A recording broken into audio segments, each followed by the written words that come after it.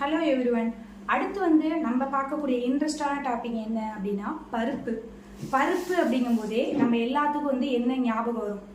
பருப்பில் வந்து நம்ம எந்தெந்த நம்ம சாப்பிடக்கூடிய சாப்பாட்டில் வந்து எந்தெந்த இதில் வந்து என்னென்ன பருப்புகள்லாம் வந்து பயன்படுத்துகிறோம்.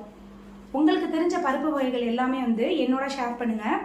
எனக்கு தெரிஞ்ச பருப்புகள் வகைகளை வந்து உங்கள்கிட்ட சொல்கிறேன்.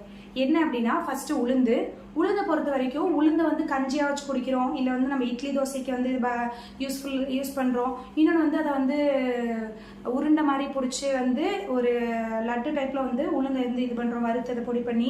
அடுத்து வந்து உளுந்துக்கு அடுத்து வந்து என்ன சொல்கிறாங்க அப்படின்னா பச்சைப்பயிறு வந்து முளைக்கட்டி சாப்பிட்றது வந்து நல்ல ஹெல்தி. அந்த இதில் இல்லாமல் வந்து நிறைய விதமான இதுக்கு வந்து பச்சைப்பயிறு வந்து கூழ் மாதிரி காய்ச்சி இது பண்ணுறது மாதிரி பாயாசம் மாதிரி பண்ணி சாப்பிட்றதா இருக்கட்டும், அந்த இது எல்லாமே ரெடி பண்ணுறாங்க. பருப்பு பொறுத்த வரைக்கும் பாசிப்பருப்பு, துவரம் பருப்பு, உளுந்த பருப்பு எல்லா வகைகளுமே வந்து பருப்பு இதில் இருக்கும். பருப்பு இல்லாமல் வந்து ஒரு சாப்பாடு வந்து ஒரு டேஸ்ட் கொடுக்காது. இந்த இதை பொறுத்த வரைக்கும் பருப்பு வகைகள் வந்து இது எல்லாத்துலேயுமே அடங்கும். தேங்க்யூ.